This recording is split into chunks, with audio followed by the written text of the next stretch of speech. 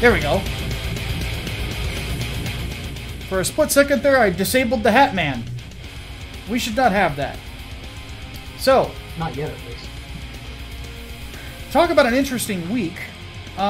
We have Animu to talk about.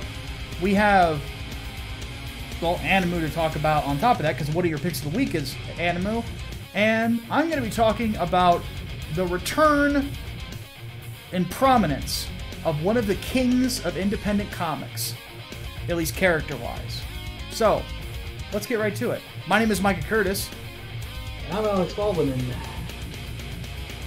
yeah, I got it. Welcome back to Micah and The Hatman, folks.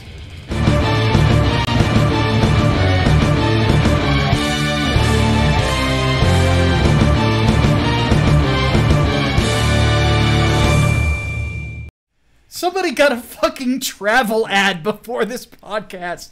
Talk about bad timing. Oh my Oh god. my god. I had to go to the channel page just to find the podcast. It was not in my subscription box. Yeah, it's definitely, I think that we're getting censored a little bit by YouTube this week. So that's incredibly not awesome. You can only talk about the Kung Pao Sicken so many times before they decide to fucking beat your ass. So if you guys could, please do go onto social media. Go on to any like Discord servers you're on or anything like that, and let people know we are in fact live, so that way we're not going to get too badly affected by this. Hatman, go ahead and get started with your pick of the week, partner. Okay. Guess I don't need this gas mask after all, do I? So, Akira, or Akira, as all of you English speakers would call it. A movie that definitely does not need a live-action remake under any circumstances.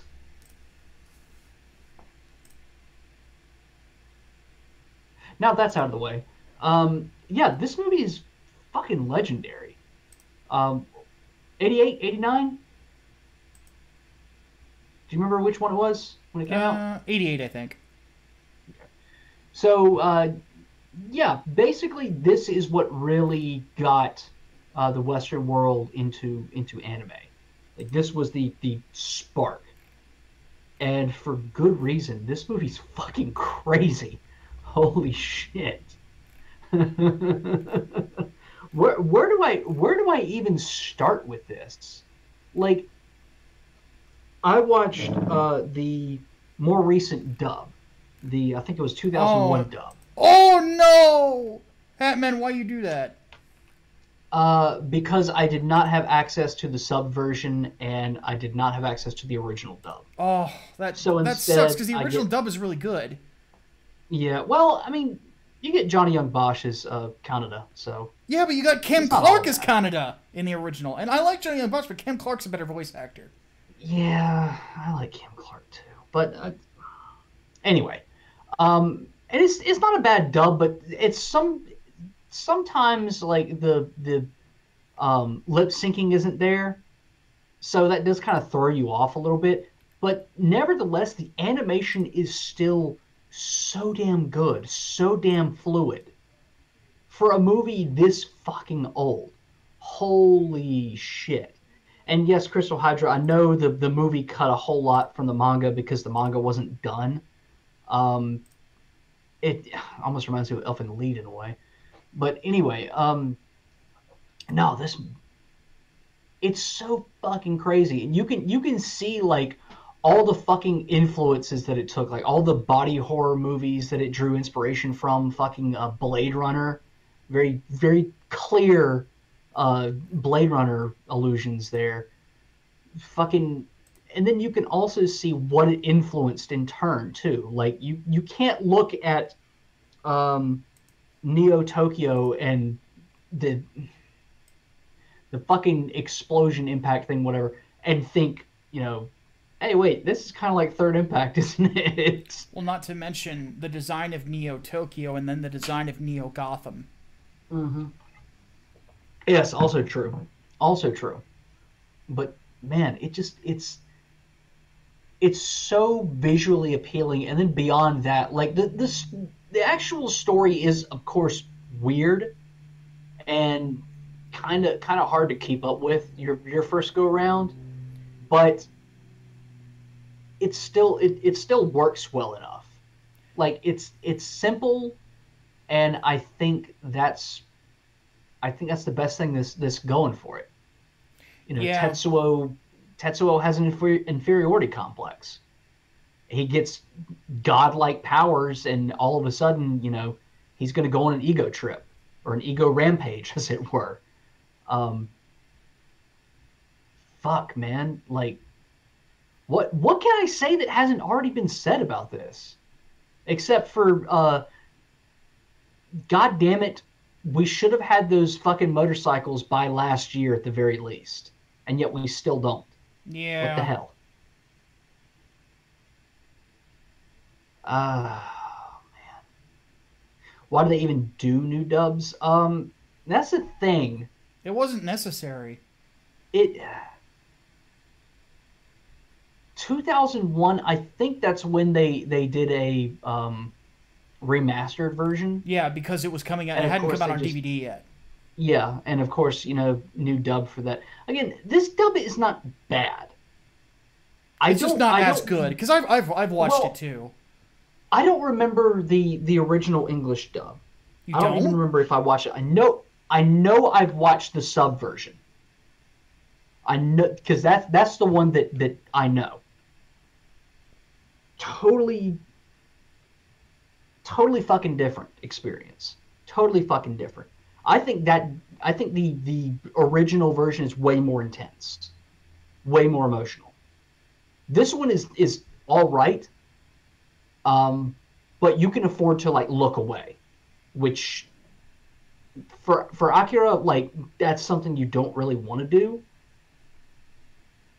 because duh, but it's serviceable. It works. It's Yeah. not fucking Netflix's Evangelion dub, for example. Yeah. Well, and that's the thing because I remember when I watched it, I was like, well, yeah, it's not bad. It's just not nearly as good. Because they had seasoned people doing the redub who had a lot of respect for the source material. At the same time, I really didn't understand why they didn't just bring Cam Clark back because Cam is still doing work. Like Cam was 20 when they did the dub for it originally. He had just accepted the job as Leonardo in Teenage Mutant Ninja Turtles, which oddly enough made his career. You know? Yeah, a lot of people don't realize that Leonardo in Teenage Mutant Ninja Turtles from when I was a kid is fucking Liquid Snake. So, Yes. but anyway, the what is your final thing on this, and then I'll give my thoughts on it. Final thing, it's a classic for a fucking reason. If you really want like a good mind fuck, watch this and then watch Perfect Blue right afterwards. Oh God, I love Perfect Blue too, so that should tell you guys how fucked up it is. I love Perfect Blue, man. I will never forget that fucking experience, knowing nothing about the movie at all, and then going and watching it in theaters and people fucking leaving because it was too intense for them. Yeah, it's really, it's one of the best in my opinion. Like Perfect Blue is one of the best, not just animes, but one of the best movies that I've ever seen. So, Altogether movies. yeah. All right. But yes, if you haven't seen it already, go watch it. I watched it on Hulu. You may be able to find it on other streaming services. Yeah. And then to my recollection, I think Funimation owns the rights, Yeah. but I don't recommend buying anything Funimation. yeah. So If I recall correctly, though, the Blu-ray of this actually has both dubs. oh on it. well, there you go. So yeah, do the best right of thing both and buy the worlds. Blu-ray. Yeah. So, All right, my pick of the week. Oh wow, I'm gonna edit this card for because you can't see Spawn's fucking face. So How did you fuck that up? this is me we're talking about. I have not had a good week. So okay, Boomer. Yeah. Boomer moment, everybody. There you go. Get it in. So my pick of the week was Spawn in Mortal Kombat 11 because I have not had enough time to play Doom Eternal. I've only just got through the first level. I can tell you from what I have played so far, it is really good. I just picked it up today, so I'll be playing it. Yep. So trying to find the there it is.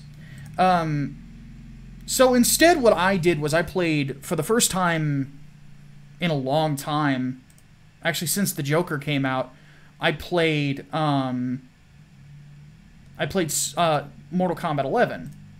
And when I played Joker in Mortal Kombat 11, I thought he was fun, but he didn't really like do it for me to like where I could really get back into the game long term, like I was playing it when it started.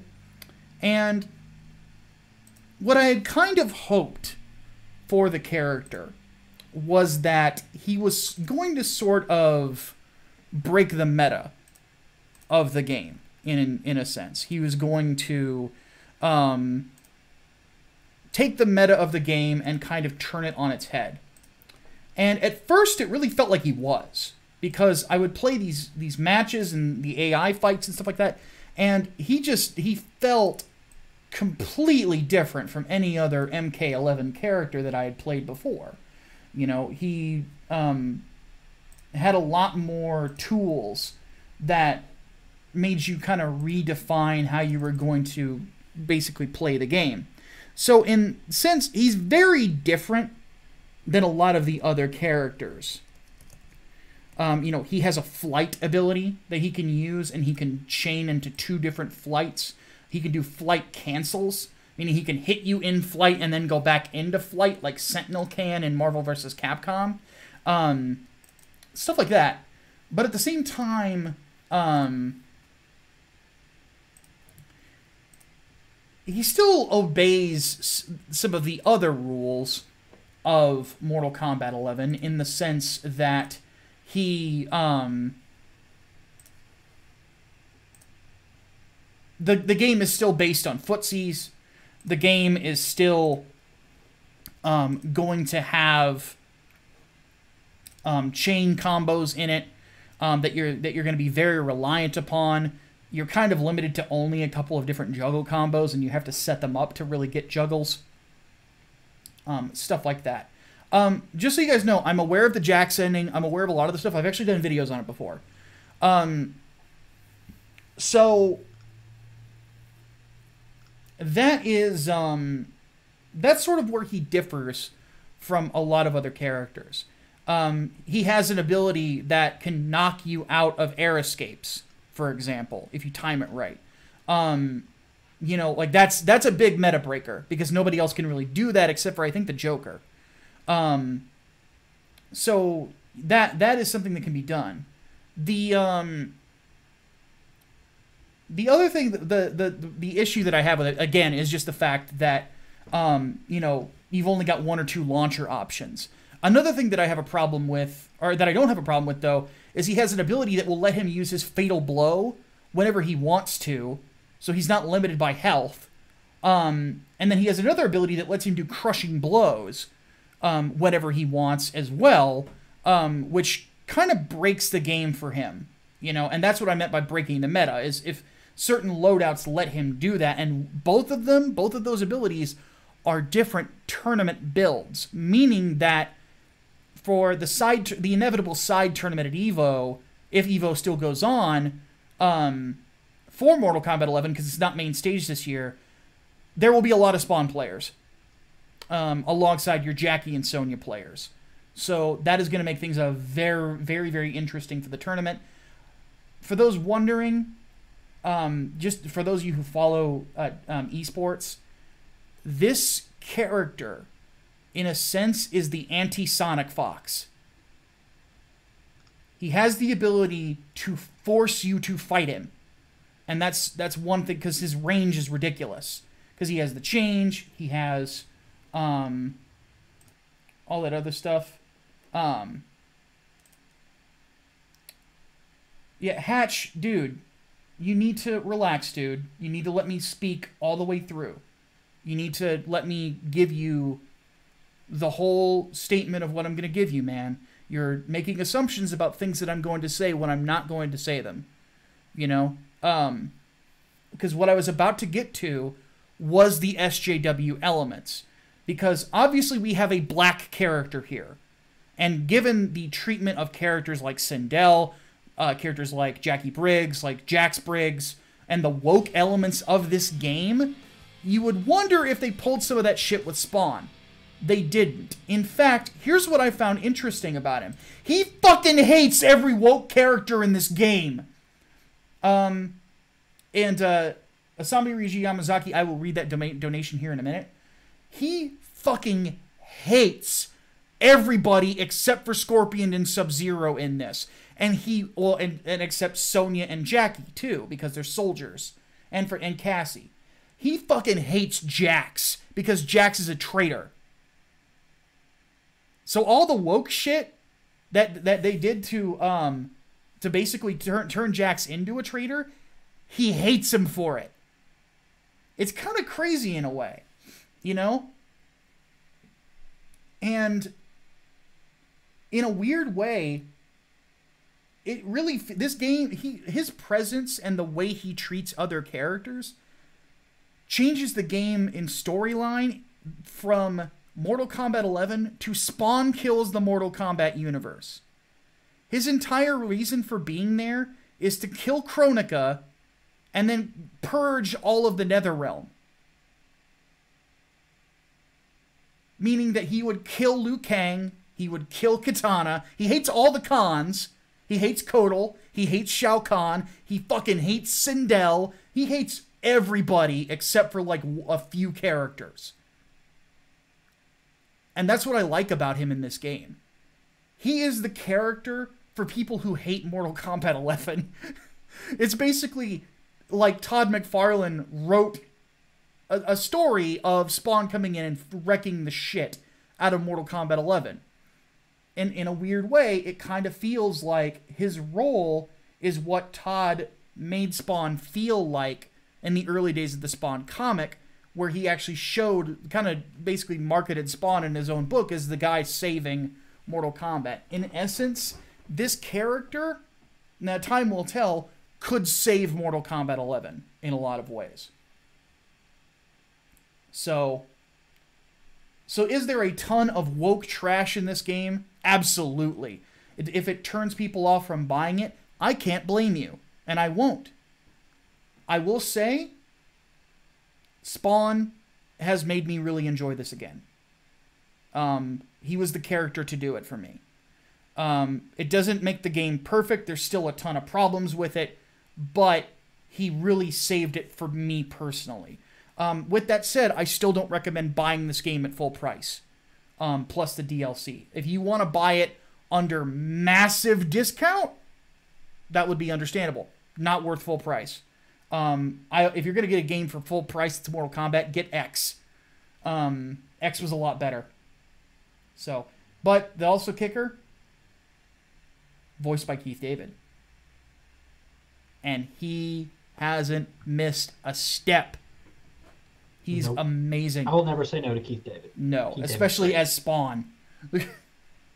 So it's pretty badass, man. I was very happy with him. I didn't know what was gonna happen, but they did the character a lot of justice. Like, look at the screen. They obviously did the character a lot of justice. He looks amazing. So there we go. That's my general thoughts on it. All right. Let's and to I hope that the guy who got timed out does not rage quit on the channel. It's not like that was not personal. You just kind of got a little too hyped there, buddy. You got to let me finish whenever I'm discussing these things, because There's a long thought out process with me, and you got to let me get to my conclusion. I might talk about the thing you're angry about, just so you know. So, okay, so let's read a couple donations. Let's get into these topics. So, Asami Ryuji Yamazaki donated $5. Says, have you seen the new trailer for Fakumram? My opinion is Bruce Who. Jokes aside, the stage for both him and King, because it's both a balcony break and a floor break. King's my permanent main, but Fakumram might be a secondary. Yeah, I'm looking forward to playing him too, just because I love Muay Thai. And I don't like Bruce either. And then Chaos Sonic says, does Spawn break the game? Not really, but he certainly gets close to it. So, Hatch, what for what?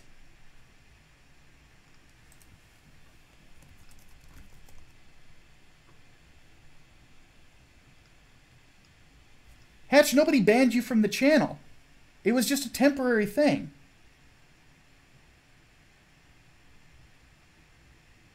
I agreed with you on the woke thing. Why are you still angry at me?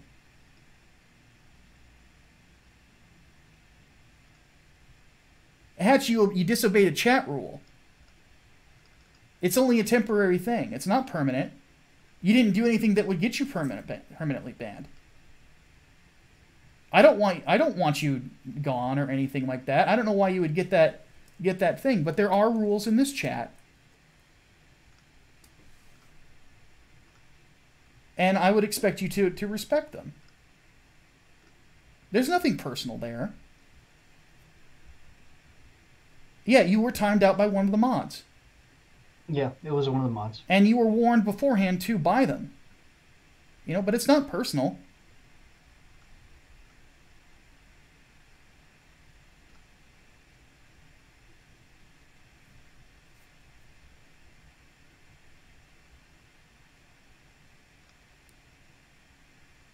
Well, look, if that's going to be your attitude towards me because you disobeyed a rule that I set and you're going to refund the book, then that's your decision.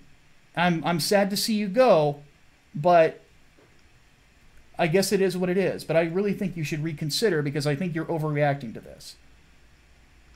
But that's your call. I would like you to stick around. I think that we've got a fun show, and nobody has taken anything away from your freedom of speech. Notice how you're still typing.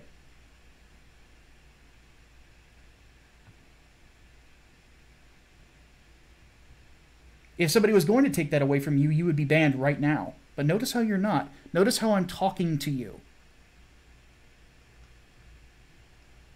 Notice how I'm listening to you. Notice how I am responding to you. Stop for 5 seconds and listen to me. I'm saying that you just disobeyed a rule. You got a little overhyped. It happens.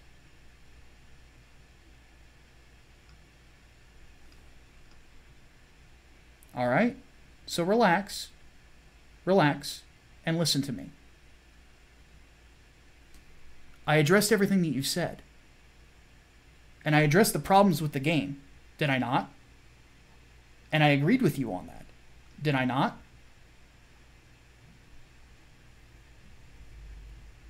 But my job here on this podcast is to review things.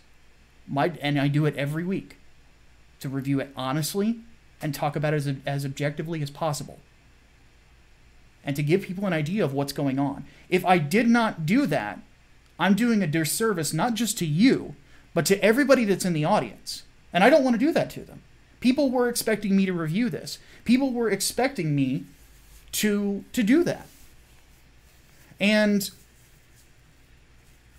again, if you look in the description of the video, you'll see that I do have chat rules here. Because we do a politics podcast, and there have been points where we've been brigaded by alt-righters and things like that. That's why those are there. That's why I have my mods do that. It's not personal at all. If I didn't want you here, I wouldn't be talking to you right now. But I do.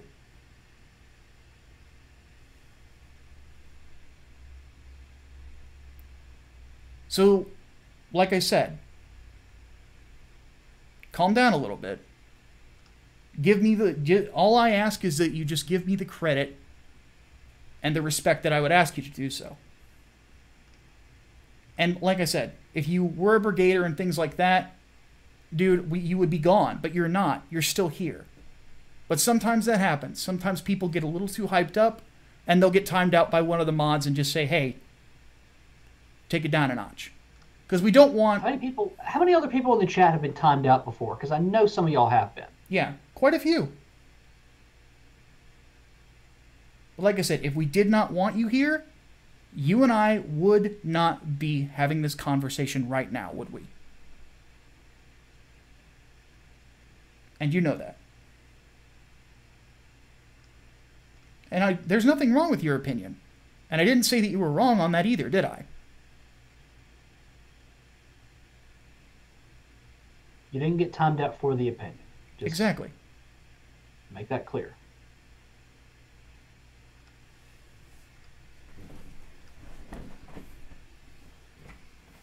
And if you have a problem with what one of the mods did, talk to the mod about it. All right? And they will talk to you about it. And they'll tell you why they did it, and then you can hammer that out with them. It's not personal. Again, I don't know how many times I've said that, but that's the truth. And everybody in the chat is even telling you that it's not personal.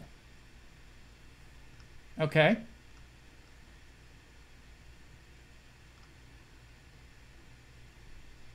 Everybody has a moment when they get heated.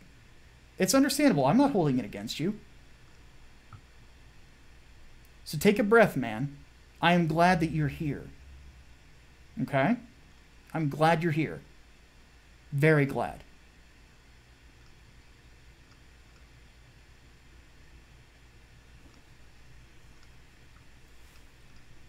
Hopefully that's understood. Nobody hates you. Nobody's saying get the fuck out or anything like that. And I wouldn't do so. Not unless you had done something terrible. I just think you got a little hyped up, brother.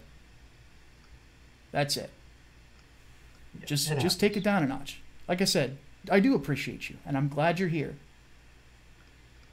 And I don't know why you're assuming all of a sudden I'm not, but I am.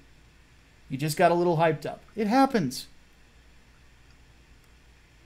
And you're still hyped up because you're still assuming that I'm mad at you. Do I sound mad?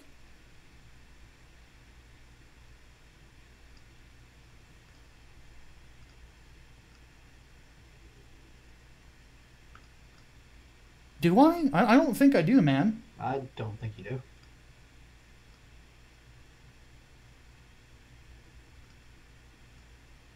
Okay, well, if you think that we have trigger-happy mods, then talk with the mods about it. But respect them, because they are here to do a job. And they're human, too. Okay? So if they made the mistake, and they think that they went a little bit too much, then they'll admit it. But from what I saw, they did ask you to calm down a little bit. Because usually whenever I make these discussions, there are concerns that people might have about a topic, especially on a controversial game like this, that I'm probably going to address. I have a process, I have a flow. You know, I know I've seen you around, you've been supporting me for a while. It's kind of the same with everything that I do. You know? And did you notice that I did address the SJW stuff? I did address the woke elements, and so on and so forth. I did not tell people to buy this game if they were offended by it. I did not tell people to just go out and, buy MK11 immediately. And keep in mind, I did a video that said, don't buy this game. Remember? So that has not changed.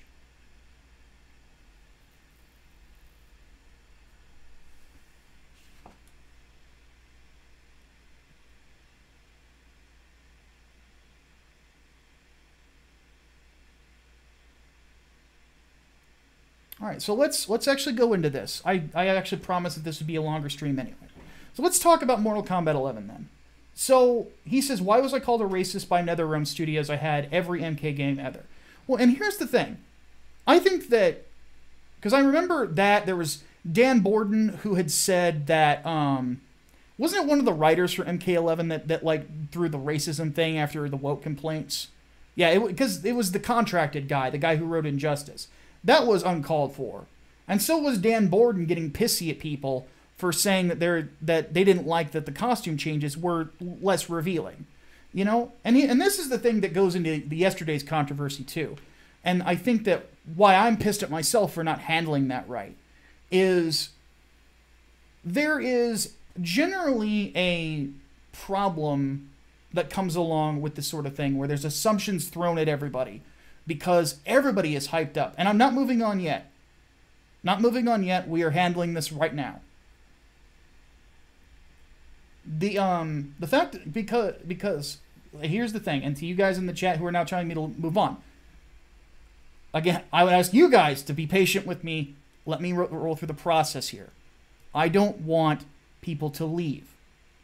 I want people to be here. So if there is a misunderstanding about what's going on, or if there's something that Hatch would like to get off his chest, I'm perfectly fine with that. We'll talk about it, because this is something that I think is necessary, like, to discuss whenever it comes to the video game industry. Because Hatch is a guy who's obviously been a long-time Mortal Kombat fan, right? I bought, or at least owned, every single Mortal Kombat game to my recollection. You know, I think a lot of people, it's the same thing. You know? With that said, when it comes to this sort of thing, to make the assumption about the what the fans are saying, I think is childish. Because imagine if Melina had been in this game, if they brought her back, and she didn't have an outfit that was as skimpy as prior games, and she wasn't acting as seductive. Well, that would be a completely different character shift, wouldn't it? And you wonder if NetherRealm Studios would even be able to handle it right again. But that is the prime reason as to why, you know, why people, I think, you know, were very upset at this title. You know, it didn't fit into get woke, go broke territory, because it actually was the best-selling game of last year. But there have been a ton of complaints about it by people who are just as devoted as someone like Hatch or myself or others. And I think that all of those are very, very, you know, that's valid complaints that they need to be listening to. They should, you know? And I think that there's a lot of missteps with this. So, Hatch, just so we're on the same page, buddy, I'm not saying that Mortal Kombat 11 is something that people should run out and buy. I'm not saying that Mortal Kombat 11 is something that should, you know, be praised from the high heavens. Like I said, it's got a ton of fucking issues, buddy. Ton of issues. But one thing, but you know what they say about broken clocks, right? Twice a day. Spawn was one of those things they managed to get right. So I'm gonna play it probably a little bit more. I've enjoyed my time with it with him so far, but the things that they did are inexcusable, and that's why I cannot recommend for people to go out and buy the game. So hopefully that makes more sense, buddy. Hopefully that we're still on the same page. I'm sorry you got upset about this whole thing.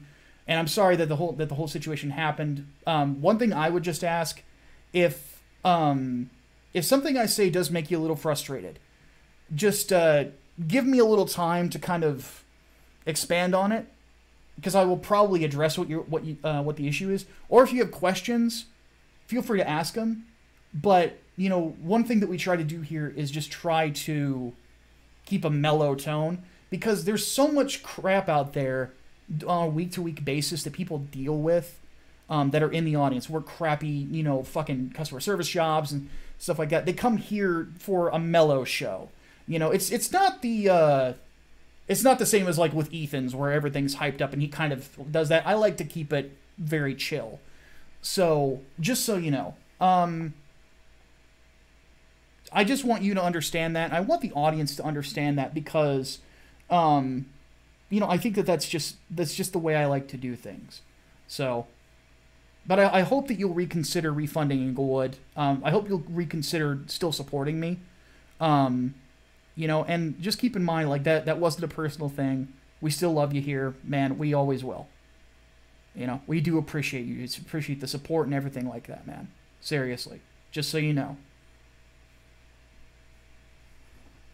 So don't think that I'm mad at you. Don't think I don't like you. Don't think that I don't value you, because I want you here. And if I didn't, I wouldn't have taken the 15 minutes to actually explain and go even further on really what I just wanted to just be a review. So We appreciate you, buddy. We appreciate everybody who's here. Seriously. All right, let's go ahead and move on to the first topic. We're going to cut these down pretty big because we took that part, but that's okay. Because I didn't know if these would be super long discussions anyway. So the reason that I put a confused Raftalia in front of everyone is that apparently there is an anime ban on Patreon. Hatman, what's going on there?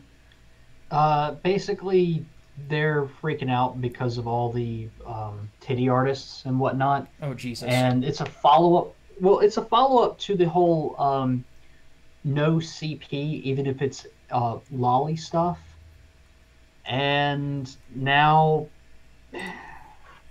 it's complicated because it's that old argument of, well, the character is drawn older, but they still claim to be like this age. Like they claim to be 14, but they're drawn with like huge tits and stuff. Yeah. Or they look like a child, but they're 1,000 years old. That sort of thing. So now basically, I remember like, that controversy with Dance in the Vampire Bund like years ago. Yeah. Yeah. So now they're just like, fuck it.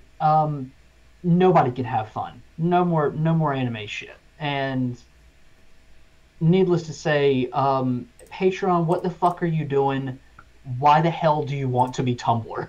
I know, right? Like that's something that really got to me with this whole thing. People are saying subscribe to our master race. Yeah, when it comes to that these days, I'm kind of I don't really show that stuff as much as I used to, but if you're going to subscribe to me, I would actually recommend that, because with me, you get Discord access, plus you're in on the monthly streams and stuff like that. So, but anyway, yeah, hearing about this kind of bugs me, because there's a lot of really talented artists out there that are on Patreon that they should, if people want to tip them for their work, man, they should have the option of doing so, Mm-hmm.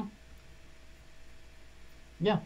I mean, it's, and that's the thing. Like, I get that this is sort of uncharted territory in a way, because, yeah, people could, in theory, get away with it. But at the same time, scorched earth is not the way to do it. No, again, it really isn't. That's what Tumblr did. Oh, give me just a second. Oh, well, people are posting...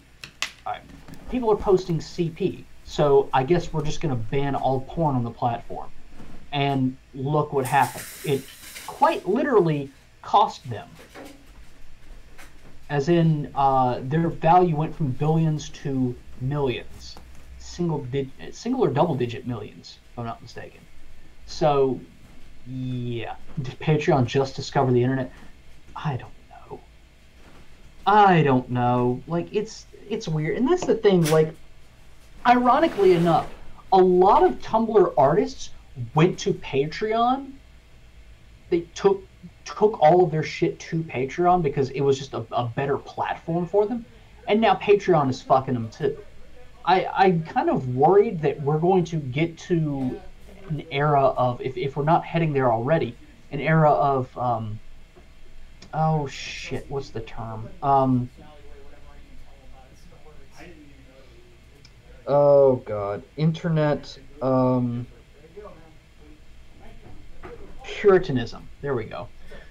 We're going to get to that because we got to protect the kids who are already, getting on porn sites and lying about their ages and shit. So I don't get it. I really don't fucking get it at this point.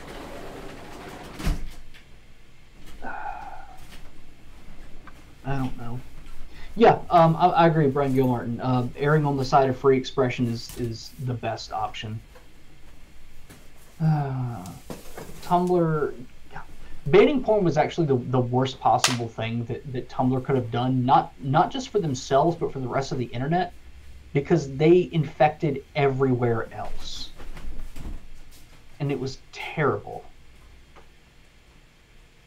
I can't go on Twitter anymore without getting high blood pressure because of that. So, yes, we do have Twitter Puritans, but it seems, that's the thing. It seems like it's spreading all over the internet, though. It's not just Tumblr. It's not just Patreon.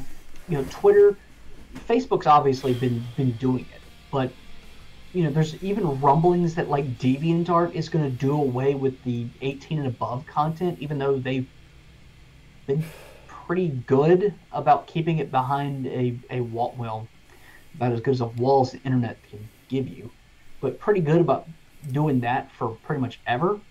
Like, fucking, I don't get it. I really, really don't get it. And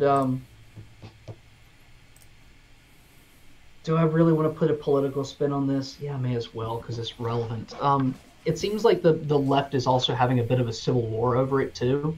Over anime? Because over sexualization of these characters. Oh, like, yeah, because you got the pro sex feminists and the anti sex feminists. It's not quite that simple. Really? There's more to it? I'll admit I haven't been paying attention. Well, a lot of these artists fall under the queer umbrella. Oh. So the idea is that you are basically denying them revenue by stripping them from, Patreon or from any other platform where they can do this, and they would have to depend entirely on commission work. Yes. And yeah, so it's being lumped into the whole sex work is work idea, which is very interesting, actually. By the way, Chaos Sonic says he sent in a donation. Oh, sorry about that, Chaos Sonic. I was away from the desk. He says, you didn't do anything wrong with me. While I disagree with your opinion on Inuyasha, I understand your problem with this, so we can agree to disagree. That was his agreement, or that was his introduction to adult anime, so he holds it dear to his heart. Well, that's understandable, and I think that for a lot of people, even like some of the things that introduce us become guilty pleasures later on. So, anyway, for those wondering why I got up, like I said, I have no food in the house. I had to order something to hold me over, so I've got crazy bread and stuffed crust pizza. Ah. The Little Caesars. Yes. Little Caesars now has the best stuffed crust. Like, Pizza Hut's is trash now.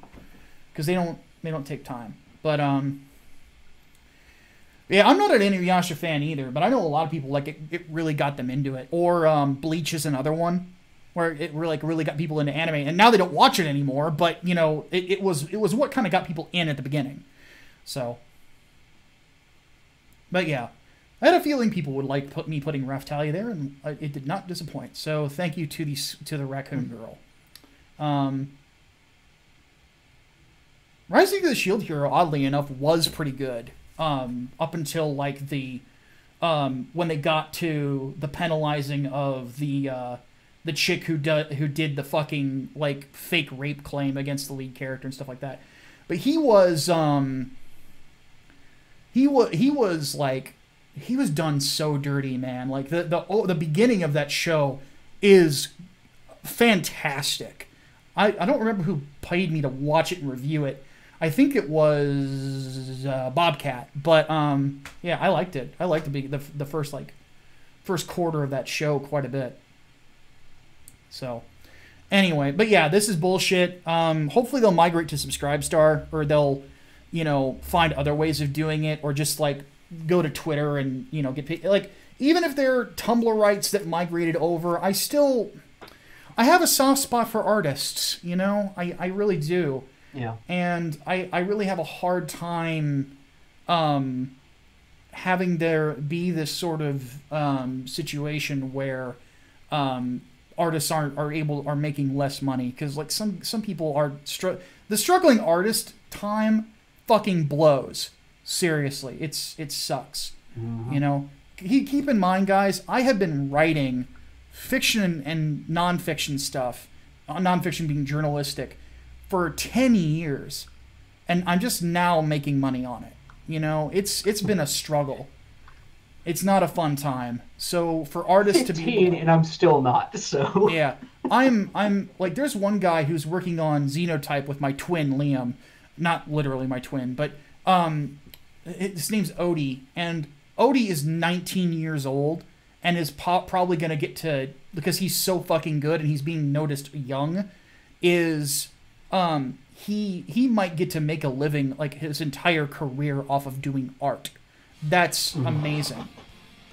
That's the idea. Oh no, it was Chaos Sonic who paid me to watch it. I'm sorry about that. Chaos Sonic just donated another $1. He's like, what the fuck? Sorry about that, buddy. It's usually Chaos Sonic and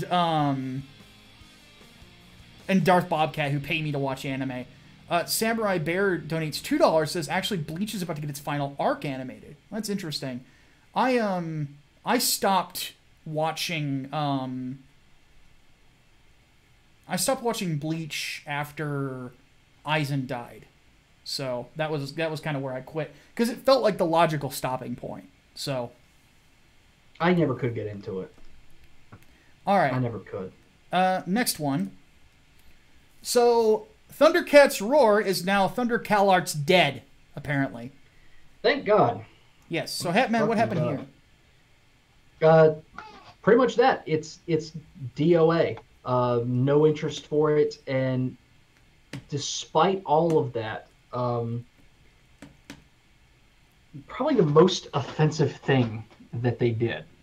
Let's get to that in a second. Talk about like ratings and stuff. Like, how is it dead on arrival already? As in, like, nobody's fucking watching it. Really? Nobody wants to watch it. It's probably going to be canceled one season in, if it has not been already. Like the rumor mill says it's canceled. But yeah.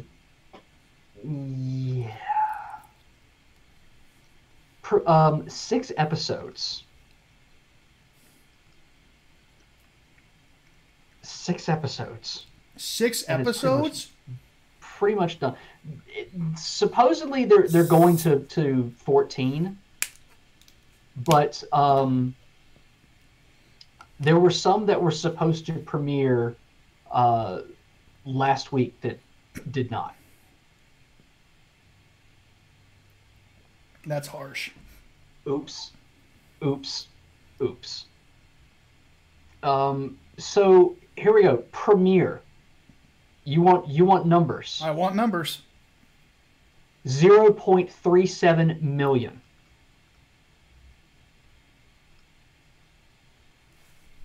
Oh no! Son of the bitch!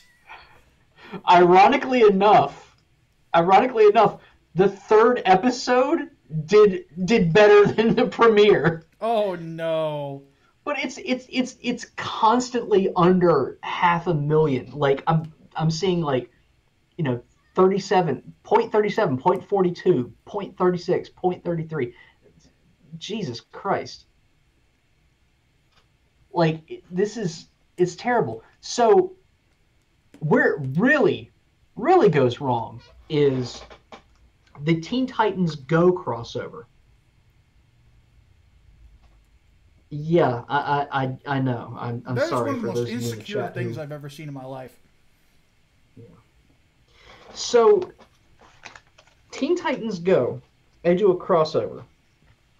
And at the very end of the episode, they have, like, classic Art Lion-O show up.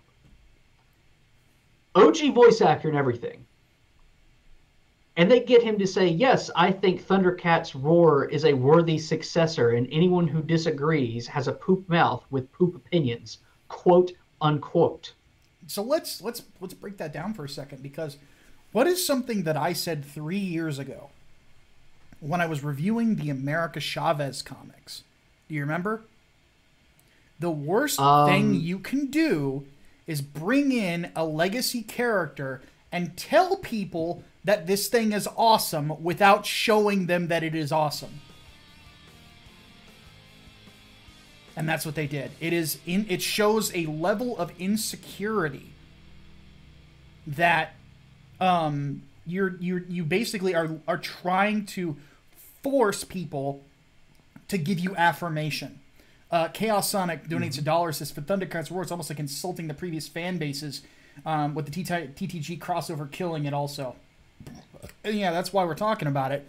It's because, you're basically saying that your audience is a bunch of assholes. Well, why would they want to watch your show at that point then? Or it's also the other thing. It's like in WWE, I call it the John Cena effect. You had a bunch of people talking up John Cena all the time. Well, you shouldn't have to talk him up. Just have him do cool shit and he'll make money, right? But they didn't do that. That's at points. It's the same thing with Roman Reigns. It's a mistake that WWE is made over and over and over again. And that is generally one thing that they do is, you're not allowing these characters to really grow and really grow on people, and that's not the way to do things. Asami Ryuji Yamazaki donates $5, says, not only did the Spurgy critic go on butthurt Twitter to rant during the initial backlash, but he decided to bring in his personal drama into the crossover. What did he think was going to happen? Oh, yeah. Yeah, exactly. Like, I remember seeing, he's like, now I can mock the folks sucking him off. Well, I think I replied to him on there, and I'm like, I just made fun of him because he put his pronouns in his bio. But he was trying to say that the fans being mad at that showed that the fans were insecure. I'm like, buddy, let's put you in front of an IMAX because you're clearly projecting here. That's some Edwin Boyette levels of projection, all right? Mm-hmm.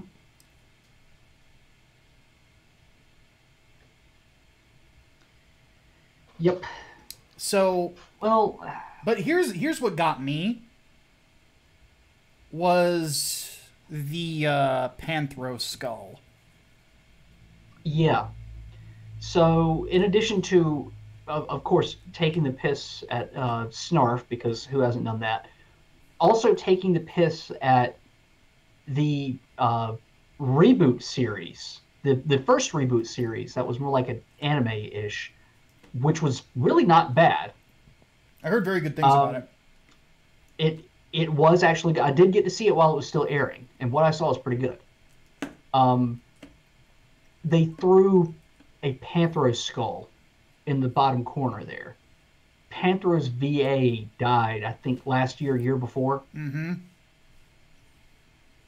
That's just fucking unacceptable. That was classless. That absolutely. Like, how do you even begin to explain yourself for that? Like, there's no amount of damage control that you can spin there. 2011 series, thank you.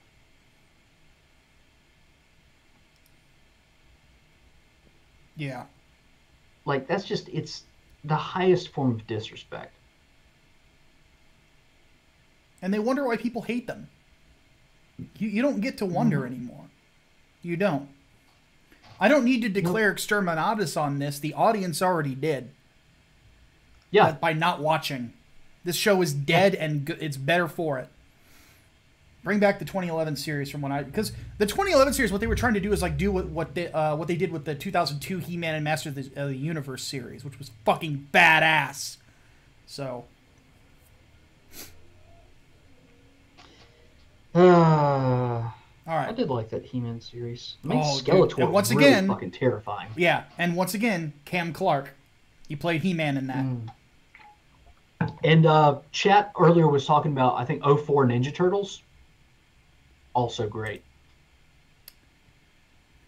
Speaking of not great, the new Warriors. Oh God. Also known as the new Cringe. Real talk. Go for it. Fucking my first reaction seeing that shit was somewhere between, oh my God, it's a literal Tumblr art that they just appropriated. Mm-hmm. And then seeing the names and like they're non-binary and shit, I'm like, oh, this is a parody, right? This has got to be a fucking parody, like complete with the Tumblr art. And then no, I realized it was real. And then I had to take a break because, incomprehensible rage. Why? Who in the holy hell thought that was a good idea. This like seriously, it looked like a parody. Yeah, it looked like a parody, but I mean the same palettes and everything. Like it straight up looked like they lifted your generic queer Tumblr artist. And fucking they managed to piss everybody off in the process. Everybody. Yeah. Like even lefty Twitter hates this. Fucking queer Twitter is all like, how dare you make a non-binary character named Snowflake? How dare you make a queer character called Safe Space? Like, damn. Damn. Yeah. Congratulations, you played yourself. We need to speak about one specific thing. Experimental internet gas!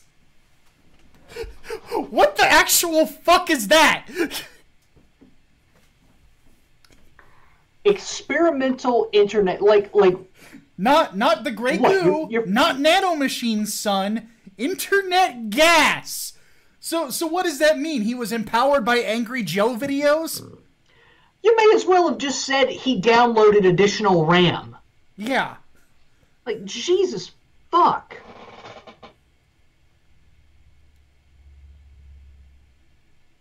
God, just why? And then just why? B negative, the vampire character, got a blood transfusion from Michael Morbius. So he's basically vampire She-Hulk. They stole She-Hulk's origin for this character and just slapped it on him. And you know they did that because Morbius is about to be more in the public eye too. Yes. That's the only fucking reason why. A shameless fucking cash grab for the Morbius movie. Yeah. And then you have we'll talk about the Hawk and Dove ripoff here in a second. But then you have the fat one. So, who's Dora the Explorer? Yeah. So, congratulations to the Quartering for getting gender flipped and being put in a comic. Because we know what you look like, asshole, and you're just as pear-shaped. But oh God. Sorry, you stabbed one of my friends in the back. I'm not gonna be a fan.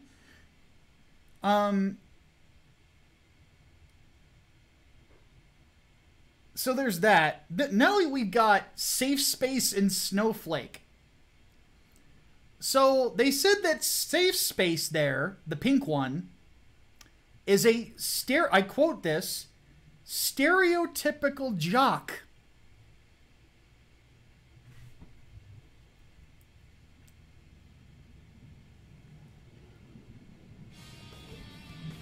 If he's a stereotypical jock, then every fucking woman in the world would swipe right on my Twitter picture.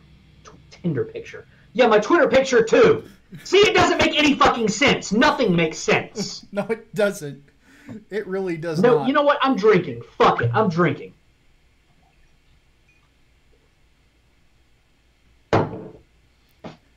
Like, I can understand with the build, because he does look athletic.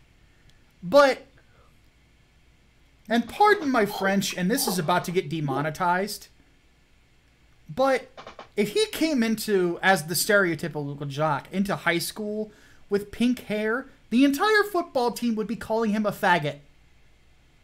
Yes. Yes, they would. Yes, they would. Also, Ugly Media 2 points out Trailblazer is Native American. Trailblazer. Oof. They've made no good decisions with this. No, they have not. We got 2 donations real quick. Chaos Sonic says Comic Drake even hates this. He defends most of Marvel's BS. Fenrir44 says $5. Says seeing that Project Melody has put a new video on the history of hentai, how do you think your Russian masters will make you watch it? Oh, ha ha. No, I'm not going down that road again. I watched a fucking... The fact that I watched her video talking about hentai and whether or not it was art for an article, I looked at, I watched it, and I'm going, Micah, remind yourself that you're getting paid for this. Please remind yourself you're getting paid for this. So, yeah, I'm probably gonna get flagged, but I really don't care. I had to say it. I had to. Like, obviously, I don't care if you're gay. But that's what people would say to this young man. We've said it. We've said it plenty of times. So, yeah. So, and then, yeah, you have the non-binary person named Snowflake. And then, I'm pretty sure that the person that was doing it said she once. So, which is it? And it's obviously female, but he's like, oh, she has ice powers and even throws ice shurikens. And I'm like, oh, you mean she's Frost from Mortal Kombat then? You rip-off artists. So, yeah. Snowflake is Black Elsa from Tumblr. Oh.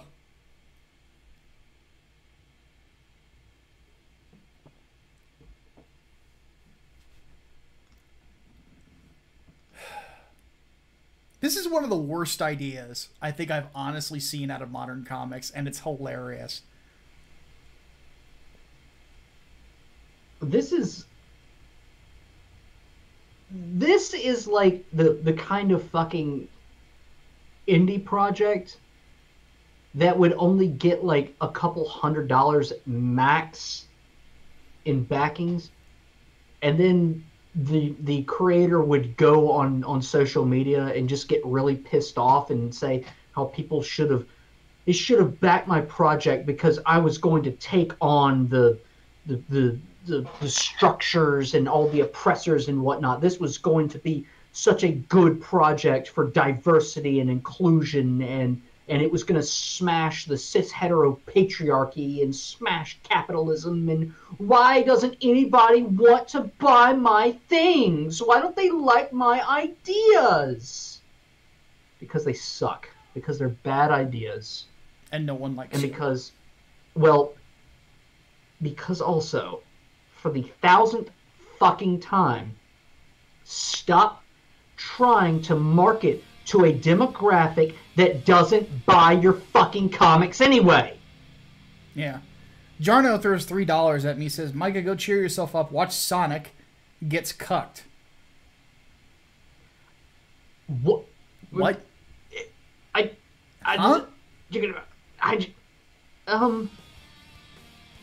Do I want to know? Daniel Parker donates $5, says, maybe we can use the new Warriors comic for toilet paper. Well, here's what I'm thinking of doing.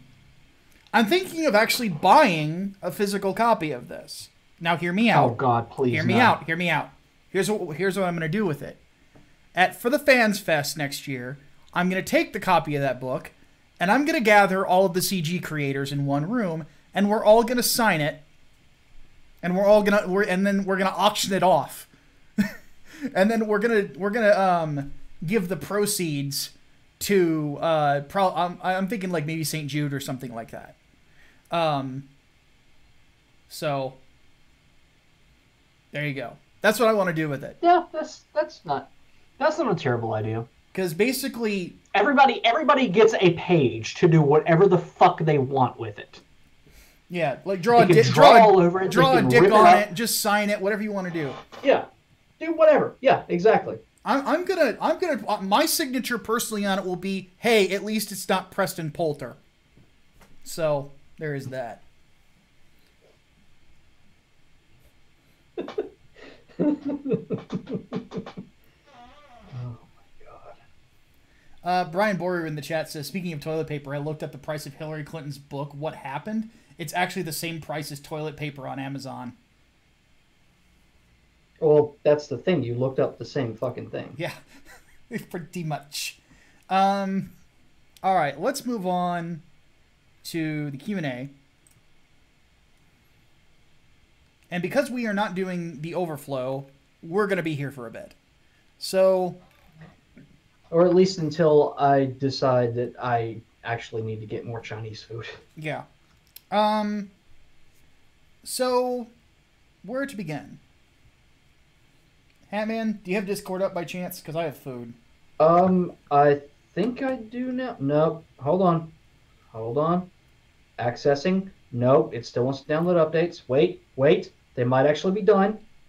Are they? Yes. We have liftoff. Congratulations, everybody. Okay. So, let's go to general because we are not doing politics anymore. All right, general. Holy Ninja Toe asks, Spawn versus Ghost Rider. Spawn. Which Ghost Rider? Yeah, that's the catch. If it's I think in most cases Spawn. If it's Johnny right now, it'd be dead even, but normally it's going to go to Spawn. Now, if it's Frank Castle, the Cosmic Ghost Rider, I don't know. Yeah. Asami Ryuji Yamazaki. I just like saying that. Yeah. He donated $3, says for $3, I recommend you check out the trailer for Motherfuckers, or its ad-friendly title, MFKZ. Yeah, I think that's actually on my list. So, I'll definitely look into it during my vacation. All right, what's next? Well, I eat my crazy bread. Matchstick asks, how would you rate Deadpool paired with the New Mutants that includes a teenager Nathan Summers? Was it New Mutants? That's what it asks. Well, that's the thing.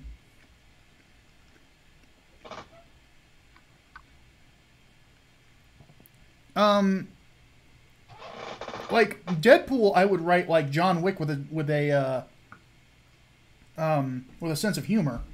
With the New Mutants, I really don't know, man. I don't know anything about what's going on with the New Mutants right now, so I really can't answer the question.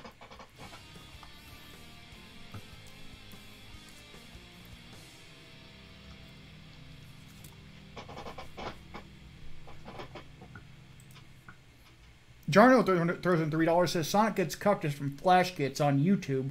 Believe me, you want to watch it. It cheers you up. All right, yeah, I'll have to look into it. Okay. I know Flash Gets. All right, what's next? Let's see. A-Hat. What do you think causes the idea that conservatives can't make good art? Do you think it's a general mindset thing, or those in publishing positions go out of their way to keep conservatives out, or both? More the latter than the former. Yeah, obviously, I would say so too. Unlike what that two-faced son of a bitch Tom the Fish says, conservatives can make great art.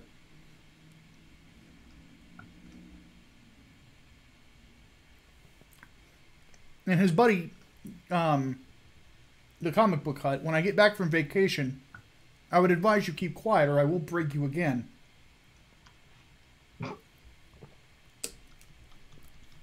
Because people choose me still. Because I'm a good dude.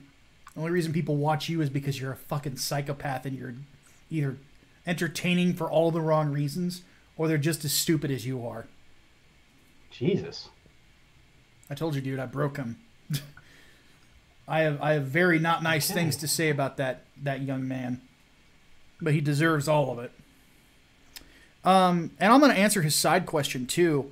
With the NSFW stuff in general, I think it's polite or general watering down of the internet. It's a bipartisan thing. Both sides want it to happen,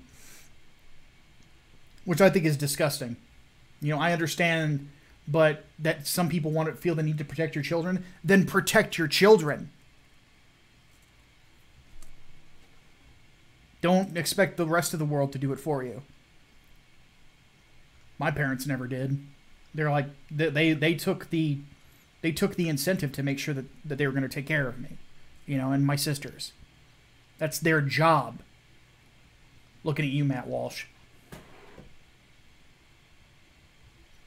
My pizza box closed on its own. Clearly my apartment is haunted. Alistair wants to know, have I heard of the metal band Gojira? Yes, they are very good. Brainbox wants to know, anyone in the history of ever liked Frost from Mortal Kombat? Always a low-rent Sub-Zero, in my opinion. If you want to play a low-rent Sub-Zero, play Unmasked Sub-Zero from MKII. Ouch. He's usually called Henry Rollins Sub-Zero. One thing to mention, if you're not a patron saint or anything like that yet, consider being one, because we're going to be doing the Sunday chat on Sunday at 3 p.m. I believe it's Central Time. And I am also, even though I'm going to be on vacation, I'm still going to do this. I'm going to be hosting a game for patrons specifically of the Jackbox Party Pack. So that will be fun times. I'm looking forward to DJing that. So, he says, how would you write a comedy series with Deadpool paired with the New Mutants that includes a teenage... Oh, wait, he already asked that one. So, I can't answer that one, Matchstick. I don't know anything about the New Mutants these days. Chaos Sonic wants to know, is it possible that once you get that big and make enough, you could buy Marvel Comics from Disney? I don't know if I would even really be interested, to be honest with you. Like, I keep thinking of my own plans for comic books, which Hatman could tell you are pretty ambitious. Like, I couldn't run all of Marvel. Holy shit. That's quite the undertaking. I don't know if I got the Jim Shooter in me. Though I would definitely do a memo, like, once I start, is like, everybody better start writing good comics right fucking now.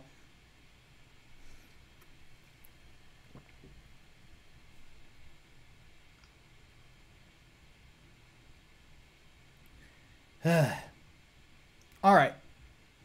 Time for the chat. Hatman, what do we got? Come on, all these windows everywhere, but I'm not running Windows, I'm running macOS because I'm stupid. So Black Knight Rex asks impressions on Doom Eternal. So first impressions, really. First impressions are good. It looks beautiful. It plays very much. It's much more fast paced than the last one. It really embraces being a video game. It's not looking to be grounded or realistic at all. You know, it like weapons hover in midair so you can see them easier.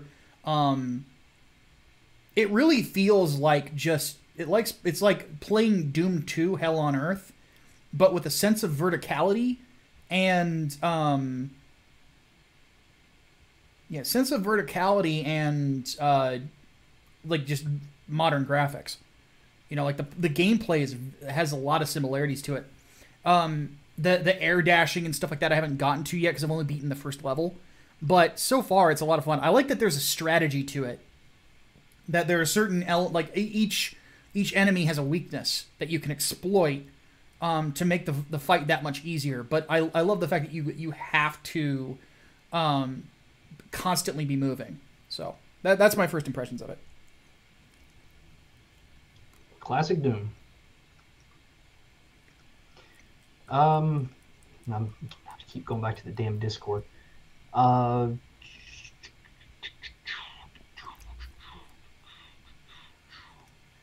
Crystal Hydra asks, I want to start playing D&D online since the C virus will probably lock down my country soon. I need a webcam and a microphone. What equipment do you and Hatman use? So, my equipment is fucking expensive. So don't get what I have. If you want a good microphone for cheap, I would look into Blue Products, BLUE. Yeti Snowball.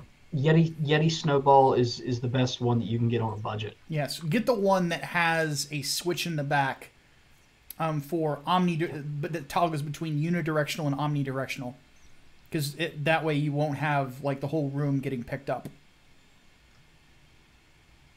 And then for my webcam is a Logitech C970, if I recall correctly. Yeah. It's an HD, renders up to 1080p, 60 frames per second. It's really good, and it's only about $70. Let me open up G-Hub. I don't remember what mine is. I think you have the same one. Oh, it has to install update. What? I think I might, but I just want to make absolutely sure. Oh, never mind. It just fucking quit on me. Bastard. Okay, fine. I don't like you either. All you have to do is go to your Hangouts window and go to your settings, and it'll tell you what it is. It won't. It just says Logitech camera because Mac OS. Fucking Mac. C922. Okay, that's so what I have. It's the previous model. Yeah. But no, obviously, as you can tell by the quality of our video, they're really good. Yeah. There are some that you can get on a budget too. That are like $50 or less. And honestly, like the microphone, like I'm not even using an external mic anymore because my Yeti died on me. So what you're hearing right now is the mic from my Logitech camera. And if that's good enough for you, then go for it.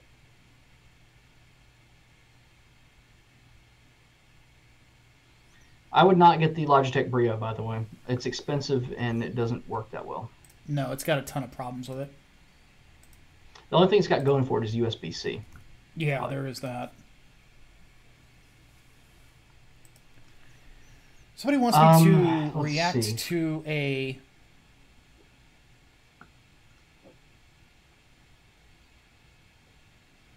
thing. Hold on a minute. While I'm looking it up, he's asking me to get it from fucking Facebook.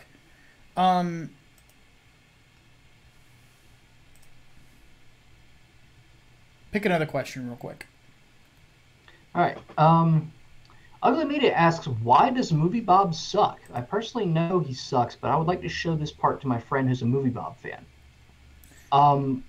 Well, God, where do we start?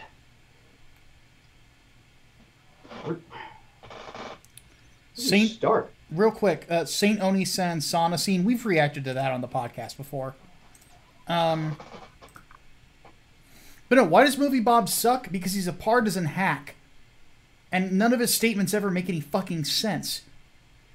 He spends more time getting pissed off on Twitter than offering any kind of critique or analysis that's worth a damn.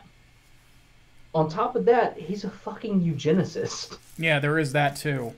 He said plenty of fucking times that like he wants like breeding licenses for people so like stupid people don't get to reproduce. Which would mean, Bob, you wouldn't be able to. Yeah, like it's fucking weird as shit. But Cinema Robert is a fucking asshole, and he's fat. Indeed. Yeah, he supports eugenics but lives in his mother's basement. He thinks Mountain Dew is good to cook with. Oh my god.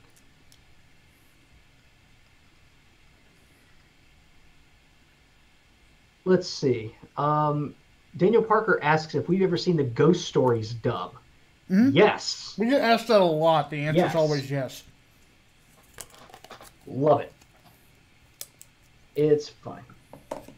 Hank Hill says, just learned the director of the CDC's last name is Redfield. Looks like we may not be screwed after all. Yes, that is true. Somebody asked that before. Servant of God Redfield. 777. Yeah. Yeah. Robert Redfield is his name. So yes, that is true.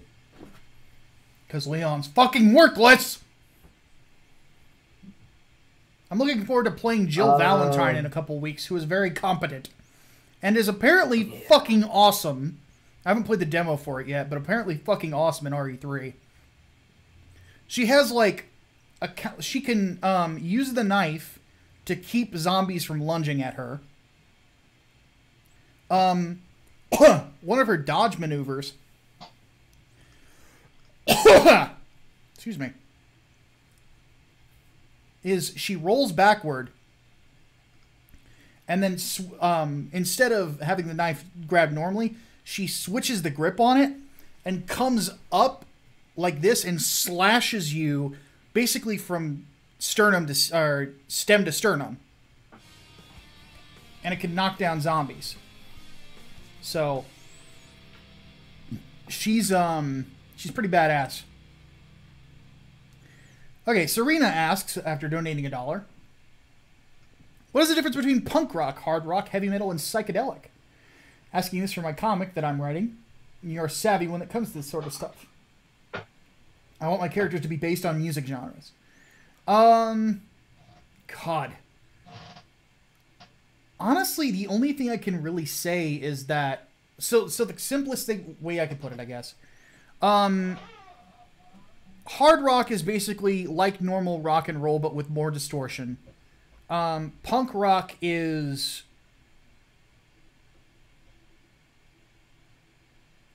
oddly simplistic, but catchy. It's sort of a DIY feel. Heavy metal is complicated.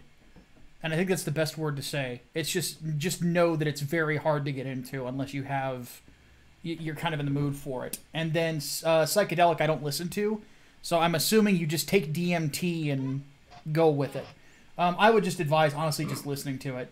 You know, if you want recommendations for punk rock, 3 bands is Misfits, the Ramones, and the Sex Pistols.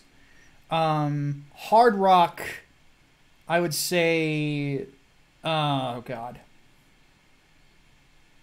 People are going to kill me for suggesting this. Nickelback, because they are the most popular hard rock band of all time, probably. It's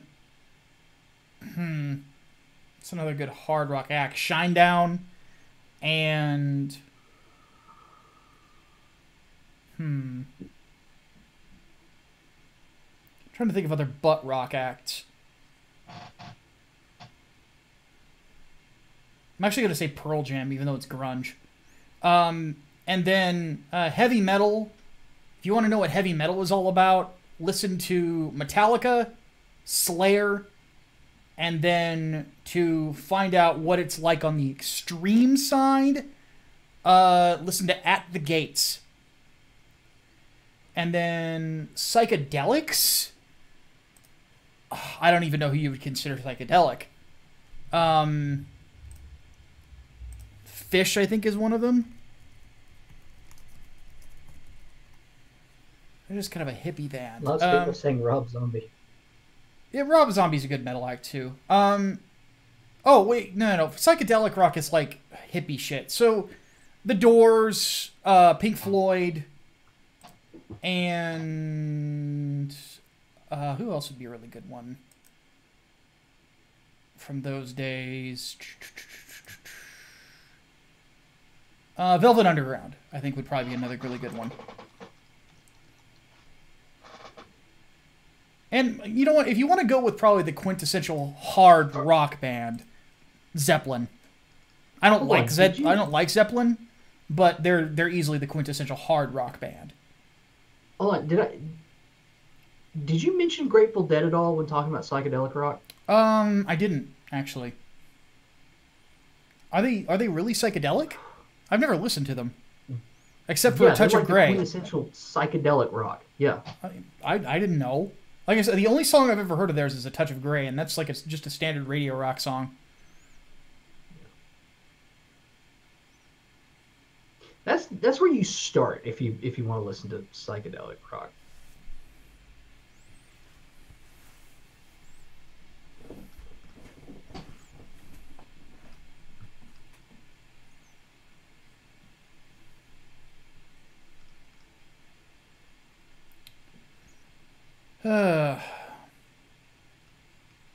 All right, what's next? All right. Whoa. Not the last one. Whoa. Just threw $10 at me. Do you confirm or deny that Grant Morrison is a pot-smoking satanic leprechaun?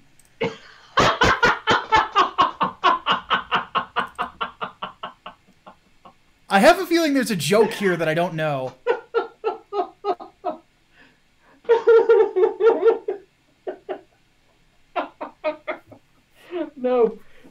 No joke that I'm aware of, but that's fucking funny. I don't know about the leprechaun part, but he's on drugs, like, all the time. He's probably going to... I could only imagine Grant Morrison on the Joe Rogan podcast. Because Joe Rogan would, of course, ask the inevitable, have you ever been on DMT? Grant Morrison's going to go, mate, listen, mate. I've done shit you wouldn't believe.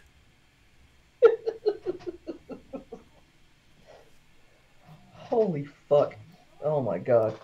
Oh god, that's funny. Who the fuck asked that question? That was not the last one. Not the last? What the fuck, man? I want to know the origin behind that. I've actually heard, though, he's actually really hard to work with, though. That's what Ethan told me. That he was kind of hard to work with. Hold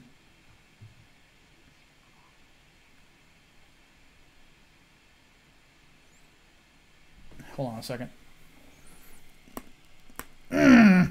Oh, that's much better. Okay. Asami Yamazaki throws $3 more at us. And he said, you'd think we were doing anime cringe this week, but we're not. 2 questions. Number 1, Beerus versus Cthulhu. Beerus wins that. Number 2, how would you write 2 characters being similar but different? Like they're practically identical at their core, but outside there's way more differences. Well, what? Yeah. I don't know how to answer that. I don't know either. So 2 characters that are the same, but they're different in. So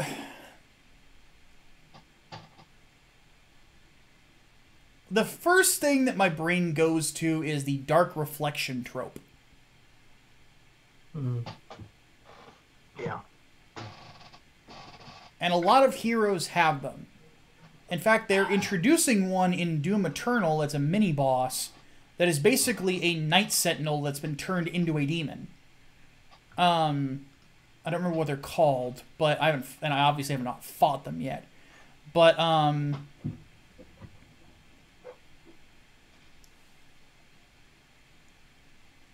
basically the one thing that I think is the prime rule, if you're going to create a dark reflection character, it's basically what would that first character be if he was, and then solve for X. So, with the Red Hood, what if a Batman, what if a former Robin became a bad guy? Because if you think about it, the Red Hood is sort of a dark reflection of Nightwing in a lot of ways. Nightwing uses 2 Eskrima sticks to keep people alive. Red Hood uses 2 pistols because he wants to kill you. You know, stuff like that.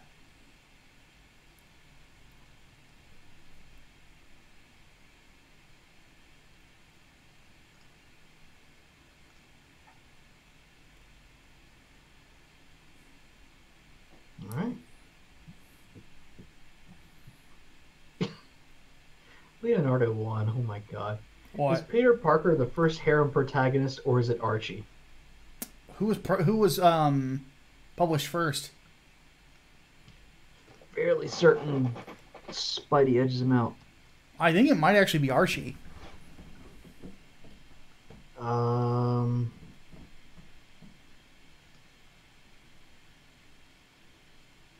see.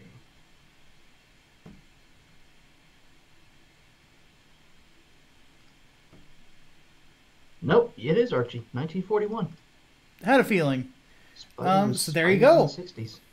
There you go. Cooper's Revenge Home wants to know, and we're trying to get everybody to like one question at least before we take off today. Because like I said, we're not doing overflow this week. I really need this vacation. Like this pizza is going to be a great start. Oh God.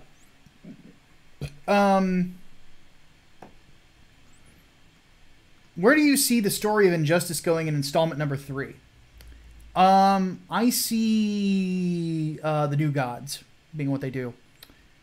Also, do you think Spawn started as an Injustice 2 DLC? I think he should have been there. I think that given his powers or his moves in MK11, I'm surprised, like, he feels like an Injustice character in that game. I would have definitely loved to have seen that. I'm hoping that actually they signed a contract to bring him back. The only thing is it's a T-rated game series, so he couldn't curse in it as much as he does, which would be a bummer. But I would like to see Keith David and that version of Spawn interact with, like, Batman, Superman, all that stuff. I think we did a What If I Wrote Injustice 3, didn't I? Like, somebody asked me that? Or maybe I'm imagining things. If somebody wants to ask me that, go for it. But, because I'll answer it. But I think I've done that before. Let's see here. Oh, Serena's looking for more band recommendations. So do you need more punk? I can give you... I listen to punk music, so I can give you a few more of those. Let me know, and I'll just in the chat. Don't throw more money at me. You're unemployed.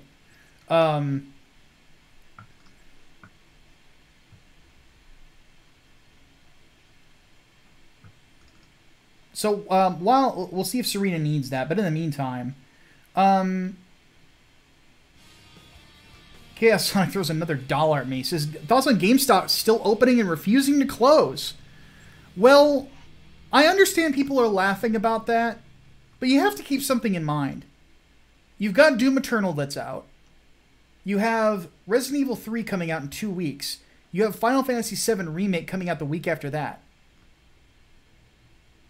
You know, they're going to want to get those games out there. They're going to want to, because that's a big business for them. The second thing is that you also have to keep in mind those workers are going to get paid still. They're going to still have work. If you think about it, they're kind of lucky. Because not everybody can say the same thing, even in this chat room. You know? I think it's a good thing. In a roundabout way. I know GameStop's meme-worthy and all that other stuff, but the fact is they still get to work. You know? That's a good thing. You know? I'm just going to say to everybody who does do that, though, please, if you start feeling under the weather, if you start feeling sick, go get tested for the coronavirus.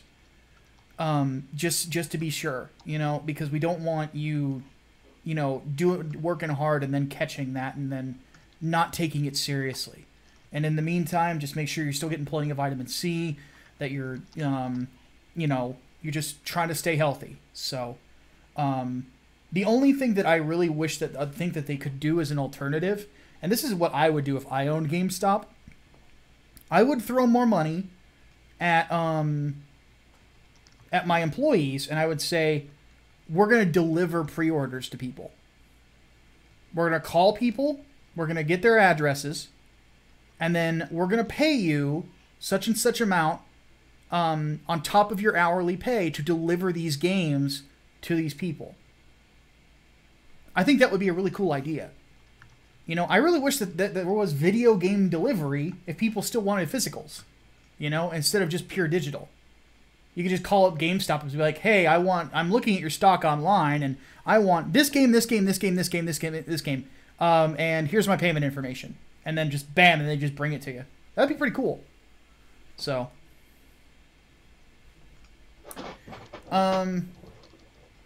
hopefully that makes sense. Source100 asks, Spawn replaces his XP in Maximum Carnage. What happens? Carnage is no longer a problem. Cletus Cassidy would be fucking dead.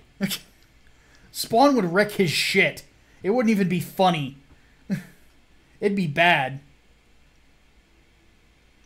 Like, Spider-Man and Venom would be looking at each other after it's all over and go, what the fuck just happened?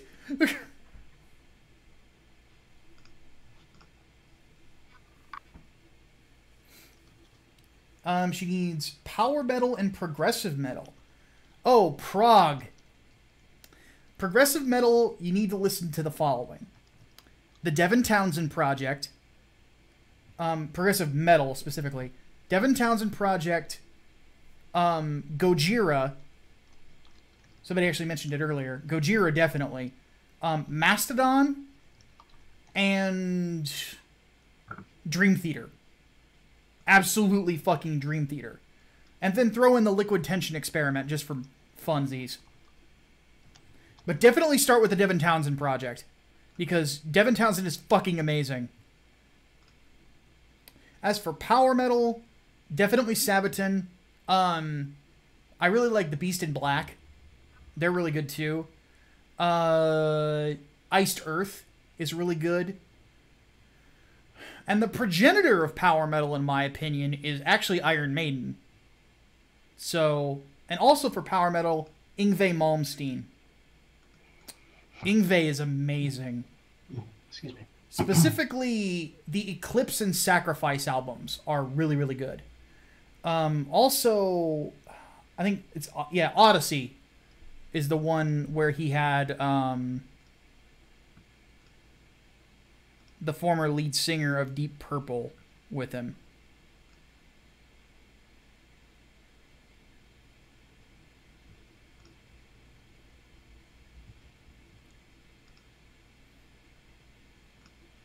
Servant of God, yes, we did see that meme.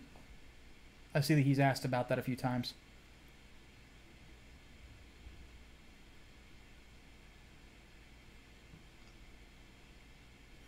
Kalebach wants to know, how would I write Injustice 3? So, here is what I would do. After the formation of a new Justice League, the next thing that happens is Darkseid, have observed all of this, decides that he is going to... Actually, wait, back up. I'd started off with this. I'd started off with a fight between Apollo and Darkseid, where Apollo gets his ass beat by Daddy Dearest, but then, to back him up, the rest of the New Gods show up and repel another invasion from Apocalypse, basically decimating Darkseid's forces. So Darkseid realizes that he needs to replenish those forces. So what Desaad does is he recommends that he look at Earth, and he shows him footage from what happened during the course of Injustice 2. And that Superman is in the Phantom Zone, and Wonder Woman is incarcerated, blah, blah, blah, blah, blah. And basically he says, I'm going to restart everything, but I'm going to bring the regime into my thrall. And so that's what he does. He goes and he enthralls Superman to be his new general because Steppenwolf died. He needs a new Granny Goodness, so he grabs that universe's Wonder Woman, so on and so forth. And basically that would be the story, is that the new Justice League, which is helmed by Batman and Supergirl, with also, of course, the Flash, the Green Lantern, because Hal fucking Jordan, etc., are trying to fend off an invasion from Apocalypse that they're warned of by the New Gods. So that's what I would do. Ugh, excuse me.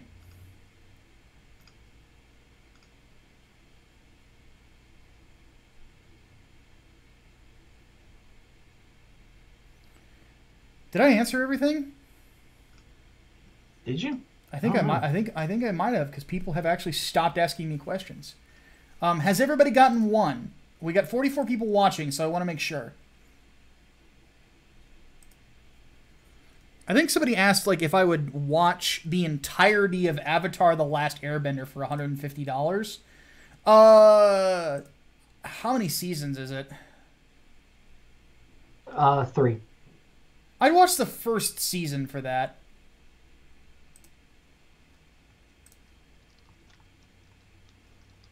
I don't remember how many episodes are in each season. I think it's like 20-something. That sounds about right. It's 61 episodes total. Okay. Oh, Matchstick amended his question. 20 episodes for... Yeah, that would be about right. Matchstick amended his question, paired with a teenage Cable. So X-Man? I mean, if it was X-Man Nathaniel Summers, then that would be an interesting thing to do. Can I think on that and get back to you? Because I'm not quite sure how I would approach it. Because with Cable, you just write Cable and Deadpool. Fabian Isaiah already, put out there how to do it properly. Because he had written both of those characters since their inception.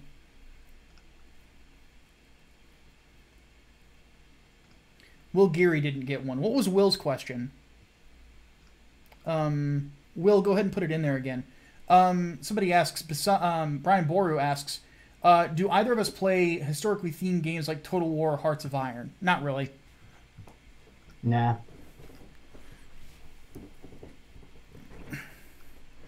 Damien X247 asks, is it just him, or do the twins from the New Warriors look like they stole their costumes from Phantasy Star Online? Now that you mention it, they kind of do look like that. Oh, God.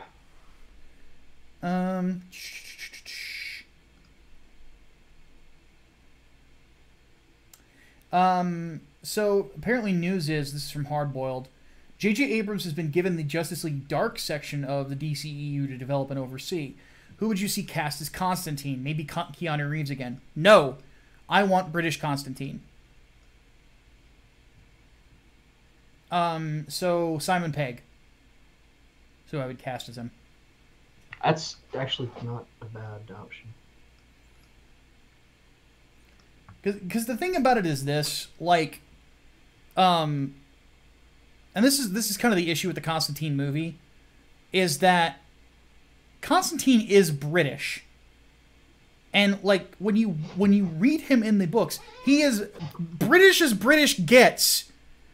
Making him an American is actually kind of dumb. So,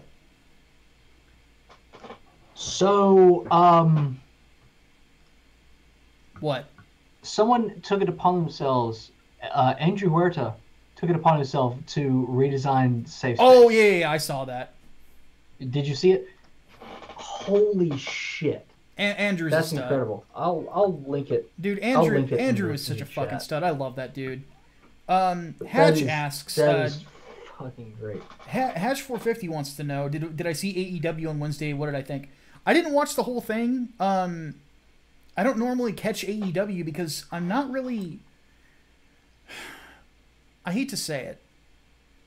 I'm not really interested in the direction AEW is going right now. They put on good matches. The storylines don't really catch me. Jericho is a good heel. He always will be. But I'm not really, I don't know. Whenever John Moxley's around, I'll catch the clips. But the thing about that episode was that broken Matt Hardy showed up. I didn't know Matt's contract with the WWE was up. So that shocked the shit out of me. I'm interested to see what goes on because Matt has been in really good shape lately. So, and wrestling a lot better too. So I think he had surgery on his hip or something. So I'm excited to see him there. That might actually get me watching week to week because I really like Matt Hardy a lot. So they want to see Andrew's thingamabob. So let me try to pull it up here so that everybody can look at it. I'm going to see if he put it in one of our group chats. I posted it in the on the live chat. Yeah, everybody's making fun of Smiller right now. So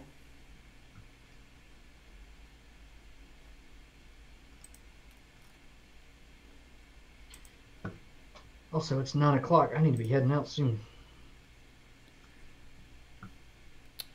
Okay. Then we'll answer a couple more questions and then call it. So yeah, it's in the chat for everybody then.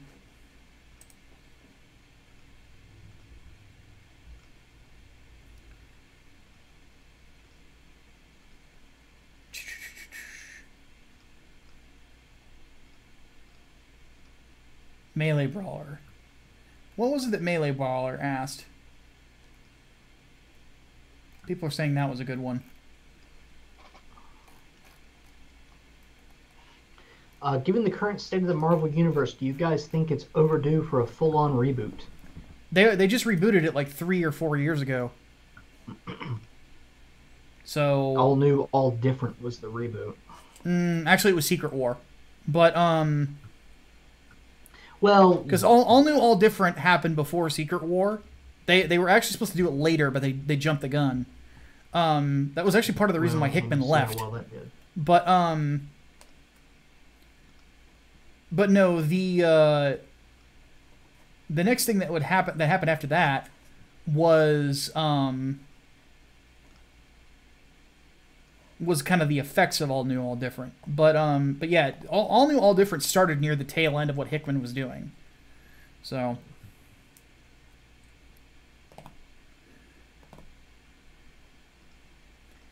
And finally, oh wow, Secret Wars was 5 years ago? Jesus, time flies. Final question, I'm Your Pepper wants to know. Have I ever heard or played the indie game Blasphemous? I've heard of it. I love the art design. I have not played it yet.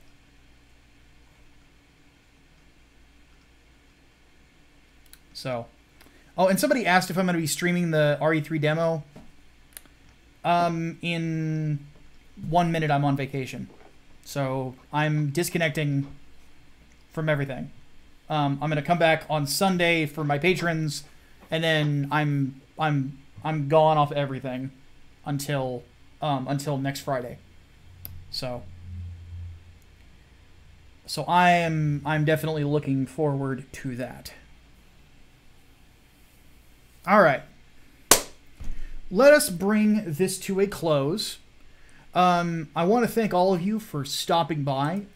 We definitely need to thank some people for their generosity today, that's for sure. So we've got Chaos Sonic, Asami Ryuji Yamazaki, Not the Last One, Serena, Jarno, Daniel Parker, Fenrir44 as well, and Samurai Bear, and Hank Hill as well. So thank you all for that. Very much appreciated. I don't deserve a dime of it, but you guys apparently have forgiven me for my fuck up, and that I thank you. I will definitely be endeavoring to do better in the future. I think that, like, oddly enough, after that apology, I really felt a lot better. Felt more did like we answer myself. Will Geary's question? Did we? I don't remember. What was it? What was that question? I don't think so. What was the question? Why does it seem Marvel wants to put everyone in Iron Man armor except for Tony Stark? That's a good question. I don't know. Because Marvel wants to phase out their legacy characters. Yeah. They want to phase out their legacy characters, and Tony Stark is one of them that sticks around no matter what. Yeah. It's almost like people like him or something. I know, foreign concept. No, right? Tippertone asks, I'd be available via email only if you really, really need me. Other than that, I'm gonna want kind of my space for the week. I'm gonna figure some stuff out. I'm gonna figure out a plan going forward for my personal life, because I have a plan going forward for everything except that. You know, I have a plan going forward for my career. I have a plan going forward for my comic books. I have a plan going forward for my channels. I have a plan going forward for my apartment. I don't have a plan going forward for a romantic life or even a personal life. And I've realized that today, and it actually made me kind of think to myself, it's like, oh God, you know, have I really become a workaholic? So, oh boy. Chaos Sonic, what did you just send me? He donates another $1, says, let's end it with this. And he links to a YouTube thing. Alright, hold on. What the fuck is this? Oh, it's the metal version of A Cruel Angel's Thesis. Well, I'm actually not going to end it with that. I'm going to end it with something else. Because I want to assure everyone that after this week is over, I am coming back to being my normal self. So, we're going to end it with a little Mick Gordon.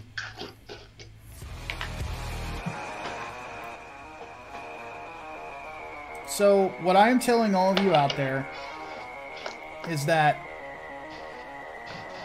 I'm sorry I failed you this week. And I extend that to my friends as well. I'm sorry I failed you too. And I'm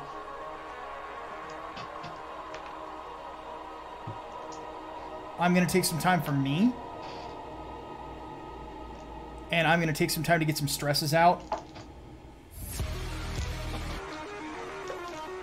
And get my head back on straight.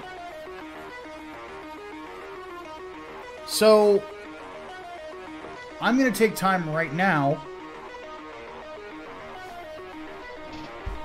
And I'm going to play Doom Eternal. And I'm going to go into hell. And I'm going to whoop everybody's ass. And then, when the week is over,